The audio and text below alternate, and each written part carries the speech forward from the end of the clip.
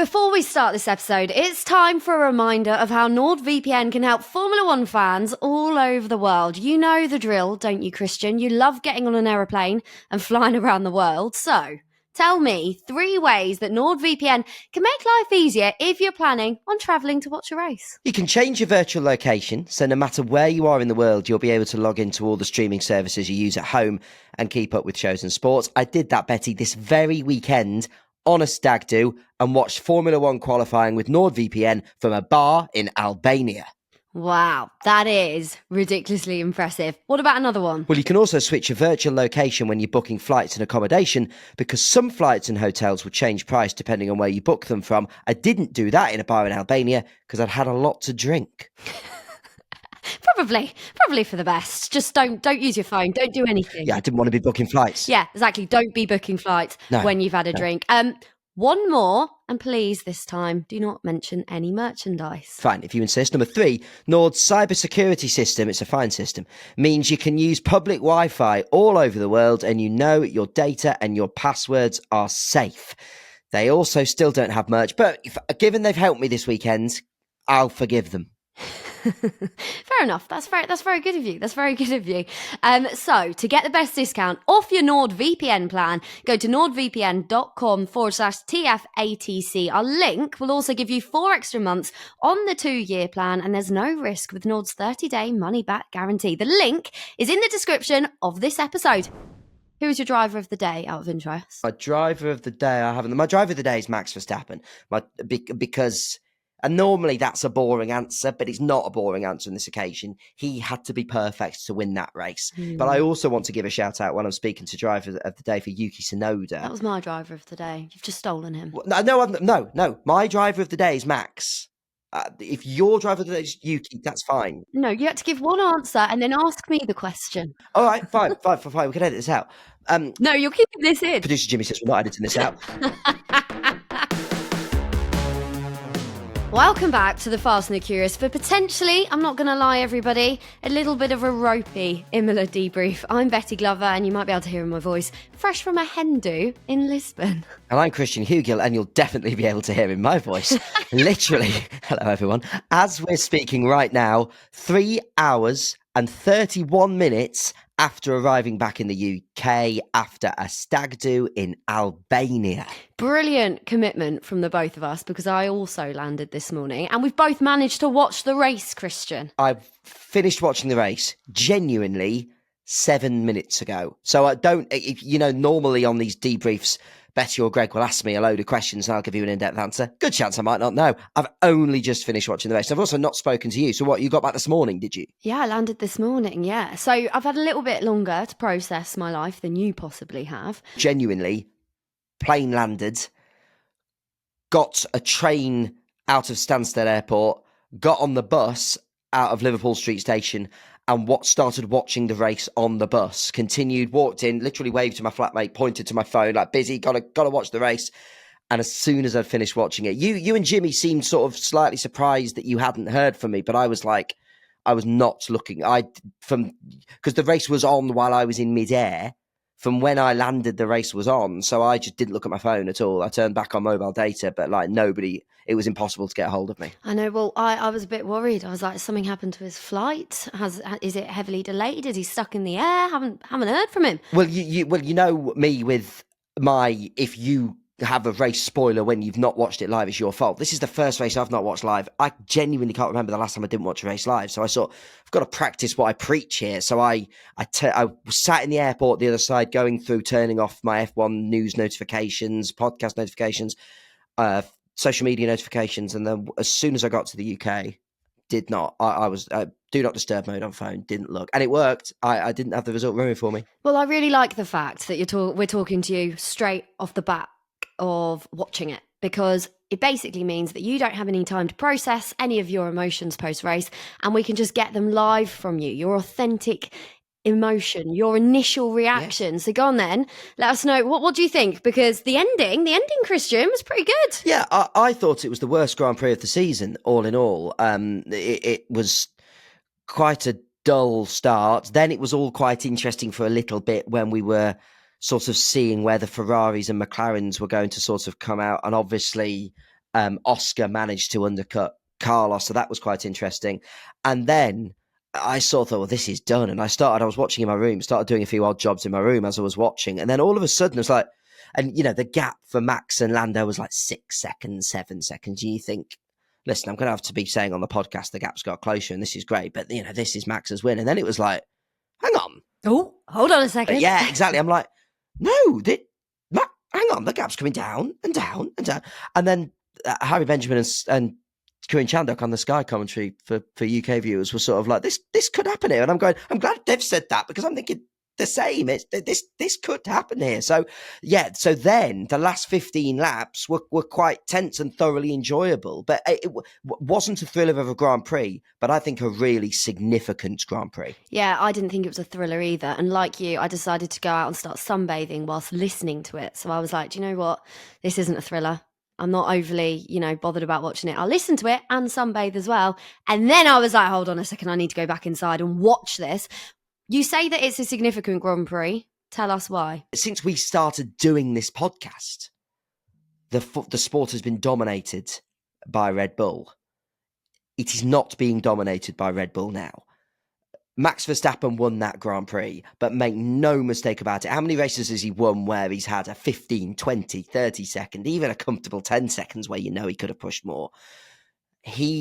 Max had to do a perfect Grand Prix there to win that race. Lando pushed him to the very limit. And that race that's one of the most impressive Max Verstappen wins. He was, there was no difference in time between that McLaren and Red Bull. They're on each other's pace, and Max, managed a tricky car perfectly to win the race. So impressive for Max. Let's talk about Max then, because he qualified in pole. Then he took part in a 24-hour race online, an overnight race in the sim.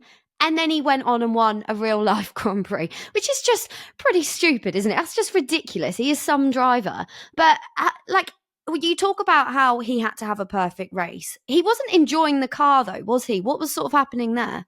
Well, from what I can gather, it's a similar situation to Miami, in that he's struggling with getting the car to turn. The car's not gripping in the way he'd like it to do. So it strikes me that there's really similar problems to what he had 2 weekends ago. But it looked like, for me, I'm thinking, watching 2/3 of the race, obviously it was a one stop for those guys. I'm thinking, all right, obviously Max isn't happy, but like we saw in Miami when he put it on pole and then said, oh, the car wasn't great. It's like, all right, Max isn't happy, but it's still the quickest car. But then we realised, actually, yes, they had an advantage in the first stint, Red Bull in pace, but in the second, McLaren were quicker, hence the gap closed. So he's not brilliantly happy with that car. He's used to having this car doing exactly as it wants it to do. And now he's not only got to fight with Lando Norris, because McLaren are right on Red Bull's pace, but he's also got to fight with his own machinery a little bit. Do you think that this is proving how fast McLaren are now, and that they are definitely up there with Red Bull? The upgrades changed throughout the season, but as we sit here right now recording this podcast, Red Bull might be the quickest car by the teeniest, stinky driver of an advantage. But on the whole, it is so close between them. And I think as well, Oscar Piastri actually had a really good weekend. It would have been his weekend was ruined by that qualifying penalty. And it was unfortunate for us watching, because imagine having two McLarens up there. He got stuck behind Carlos in the first stint, eventually got past. Then he wasn't going to go past Charles. Noticeably, Oscar's fastest lap was just a tiny bit quicker than Charles, so Oscar definitely had the pace. But as we sit here now, of course, this could change with more upgrades happening throughout the season. There is nothing between Red Bull and McLaren, and Ferrari aren't all that far behind either. And we've never been able to say this in this podcast history. Yeah, and I love that. As we stand here right now, there's almost nothing between the two teams. And even though it wasn't a great race, it was at least like Max isn't guaranteed a win. If Max runs wide, he'll lose this race. There was a proper battle for the win. And even that feels lovely, because how many times have we had that? Yeah, I love that. Love that. And I love that you're talking about our podcast and a little bit of history, because you're right. This is actually becoming really, really exciting, a season that a lot of people were writing off at the beginning.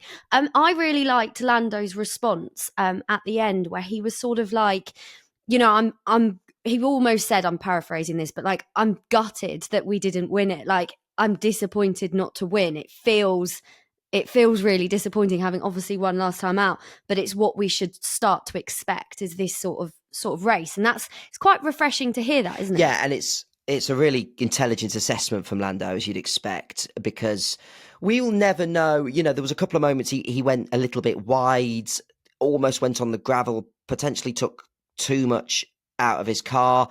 Did he push a little too hard? If he hadn't had pushed that hard, would he have not got there anyway? Only Lando and his engineers will ever know. But regardless, that is a race that they nearly could have won. So actually to sit there and go, yeah, we almost had Red Bull's pace. We were the tiniest 0.5% off. So therefore I'm gutted we didn't win. If you're Lando Norris, that's a lovely position to be in. To be able to say, actually, I'm gutted because maybe on another day we'd have won that race. Yeah, I think everyone was thinking that, weren't they? Oh, hold on a second. This has got a bit spicy. How disappointed will Checo be with this weekend? Yeah, Checo's had a really bad weekend, and that doesn't happen too often in this season. So Checo qualified 11th. Obviously, you know, we're going back into last season territory of Checo sometimes not getting into Q3, which, as we were saying last year, why his seat was under pressure. It's like, come along, Checo. You're in the quickest car. You're going to be wanting to get into Q3. And then in the race, he not only, we've seen this season, it's like, okay, he doesn't have the pace of Max, but he's getting podium positions. He's right up there in the top 4, top 5. It just never this weekend looked like. In previous weekends where he's qualified lower down, you'd have expected him to get past the Mercedes, for example, and probably at least a couple of the Ferraris and the McLarens. It's got to be a one-off. He's got to get back on it because, by the way, you know, in Monaco, qualifying is more important than the race. If he qualifies, doesn't get into Q3 in Monaco, all of a sudden you've got 2 shocking weekends, and that's where Red Bull are like, we've got a problem here, lads. Yeah, I know.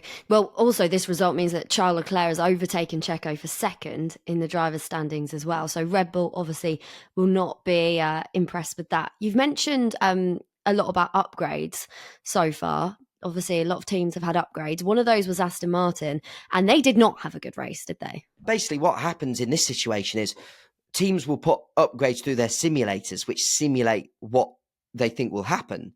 But then sometimes when you get to track, it's like, oh, this has not had the sort of performance we hoped it would.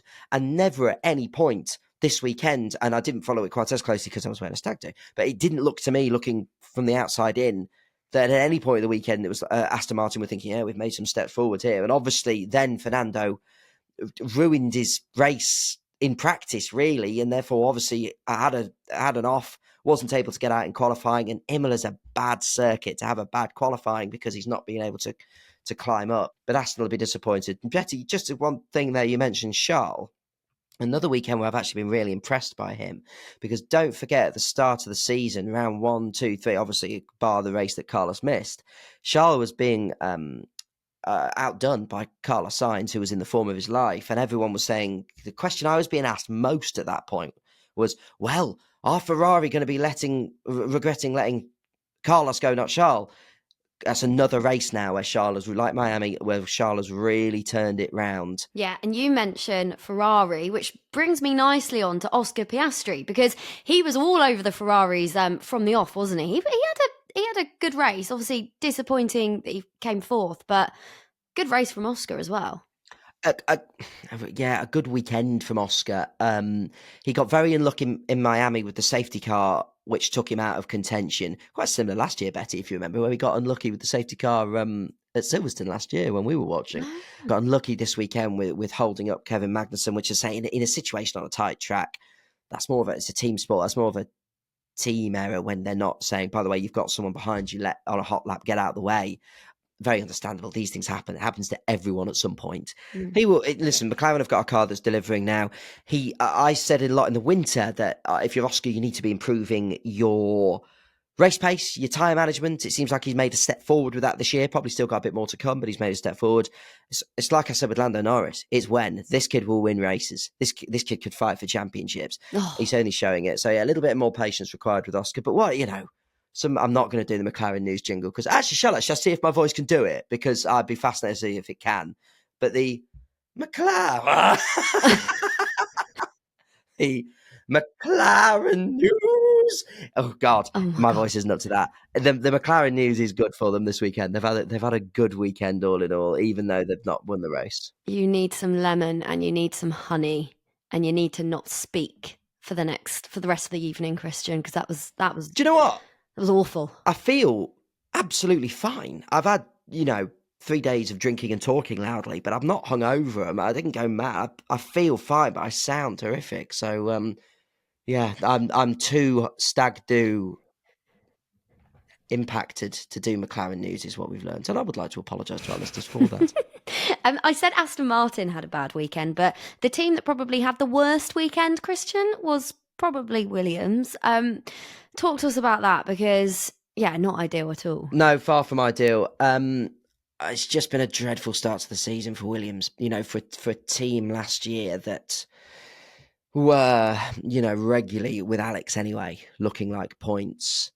They've not really at any point this season looked like, hello, they're going to get some points here. So that's really tricky. They had a very difficult winter. I still believe we're in short-term pain for long-term gain. I still believe all the changes that James Vowles will have made over the winter will long-term have a positive effect on this team. But like we saw with McLaren at the start of last year, they're going to have to go through a bit of tough times to make those better times come back. Alex's race was ruined by a wheel not going on properly. He therefore got vibrations, had to creep round for a lap slowly, then got a penalty because that's what happens if you release your car with a wheel not on properly. It's dangerous, so you get a penalty. These things happen.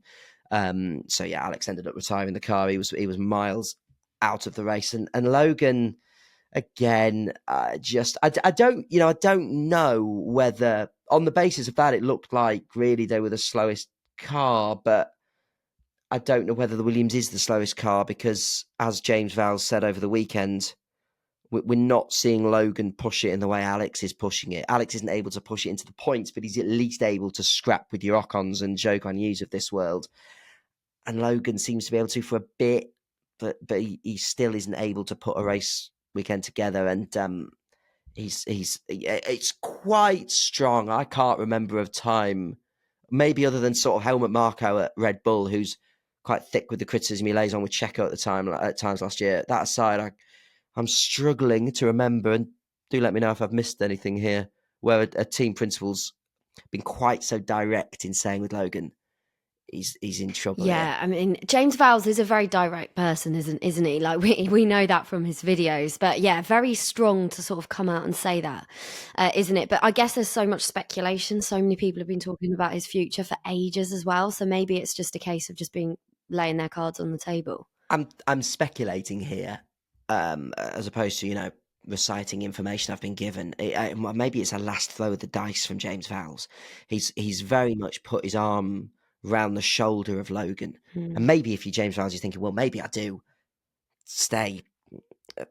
Put a bit of pressure on him in the media and say, Betty, you see this with football managers sometimes, that a manager does come out and say, hey, he needs to improve. Other managers won't do that. Maybe it's sort of a last throw of the dice of going, we apply a bit of pressure in public and see if that makes any difference. But, everyone is saying at the moment, every time Kimi Antonelli gets in a car, he's impressing people. If you're Mercedes, you obviously get on well with James Vowles, ex-Mercedes person, saying, by the way, Vowlesy, please stick him in because you're getting a good driver for half a season. It's not working with Logan. He's getting a bit of a sort of a half season of practice before going into a Mercedes seat. It's starting to look like that's the most likely situation here, because another thing that helped Logan last year and even keep his seat over the winter was it didn't look like there was maybe anybody blindingly obvious, like you've got to stick him in. Logan's not in that comfort position anymore because Antonelli's firmly knocking at that door, and it's starting to feel like the writing's on the wall there. Sorry, can we just talk about the fact that you said Vowlesy? You nicknamed James Vowles Vowlesy.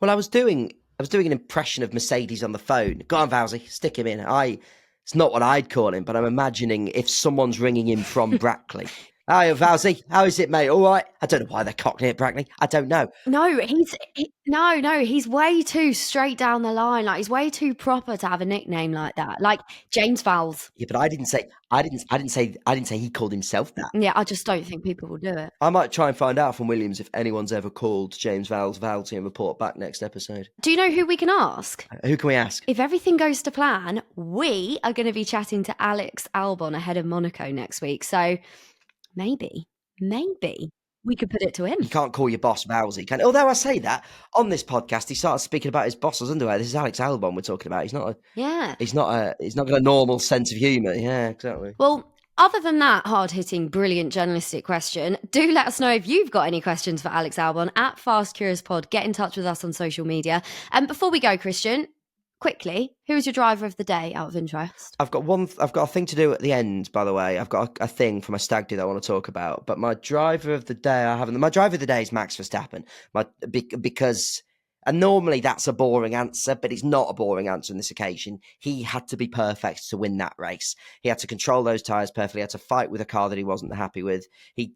To get it on pole in qualifying was exceptional. To keep it ahead in the race, that's why he's a world champion. That's why it's not just a case of, oh, Max has got the better car. So Max is my driver of the day. But I also want to give a shout out when I'm speaking to driver of the day for Yuki Tsunoda. No, that was mine. That was my driver of the day. You've just stolen him. No. My driver of the day is Max. If your driver of the day is Yuki, that's fine. No, you had to give one answer and then ask me the question. All right, fine. We can edit this out. No, you're keeping this in. My driver of the day is Max Verstappen for all the reasons why. Betty, who's going to producer Jimmy says we're not editing this out. Who's your driver of the day, Betty? Who's your driver of the day? My driver of the day is Yuki Tsunoda because he got a very valuable point for RB and he had a great battle between him and the Haas cars. So there we go. And also, whilst I'm speaking, Charles Leclerc is my second driver of the day because I'm going to give two answers now. No, you can only have one. No, because he was the first Ferrari driver to finish on the podium at Imola since Michael Schumacher 18 years ago. So there we go. Two of us can play at that game. Don't you start throwing rules about them breaking them, Glover. Thank you. Mic drop. Have you quite finished? I'm done now, yeah. Got it out. Whew. Now, yeah. No, the serious part I wanted to make with Yuki is once again, he's ahead of Daniel Ricciardo. So again, we talk about Sergio Perez struggling, and if he were to carry on struggling at the moment, one person who is not in contention for that seat is Daniel Ricciardo. Because bar Miami sprint race aside, it's been Yuki all the way. So again, Yuki is ahead of that battle at the moment, and Daniel is still searching for answers. A very important point for RB in that lower mid-table battle for Constructors' Championship points. Yeah, I know. Very. A lot of these cars are becoming sort of pressure cookers for drivers. I mean, Logan massively, the pressure he's under it must be astronomical. But, pressure's starting to build around some of these other drivers that aren't getting better results when they should be. I'm intrigued. What is your stag do? Well, it fits in perfectly, actually, with what we're talking about in terms of that area of the grid. So I was in Albania for one of my very best friends, Alex Griffiths, as stag do. Hello, Alex. But he's got a group of mates who I don't know as well, who he plays football with. And they were very excited to tell me, knowing what I do for a living, that they in their sort of WhatsApp group have a Formula One game they like to play that's sort of like an F1 fantasy league. And I really like it. And I wanted to sort of pitch it to the group. Now, but unfortunately, Greg's in a last minute cancellation on the podcast and then can't be here. So I'll just have to pitch it to you, Betty, and of course, producer Jimmy. But they play a brilliant game called Formula 10th. Ooh. You have to predict who is going to come 10th in the Grand Prix. So I predicted Nico Hülkenberg. He was 11th, so I was out.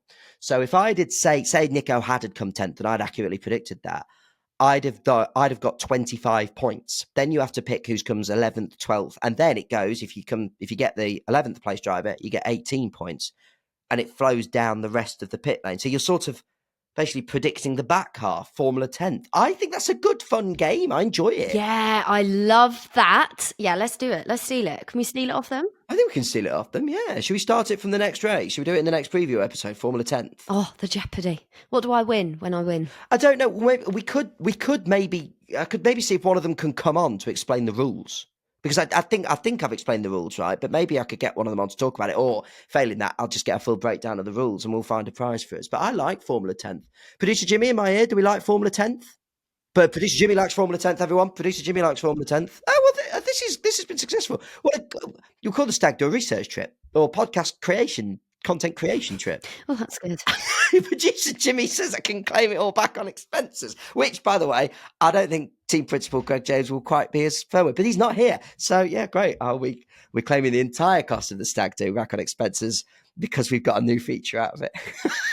If I knew that was the situation, I would have got the girls in my hen doing Lisbon to come up with some bloody ideas. Anyway, on that note, shall we end it? Because I'm not going to lie, I need to go to sleep. It was worth what a productive weekend. We both need to go to bed separately, not together. But do get in touch with us at Fast Curious Pod if you've got any questions for us over the next week or so. Get in touch. Anything you want to know, let us know. Or just if you want to say anything. Thank you so much for listening. We'll be back soon. Bye.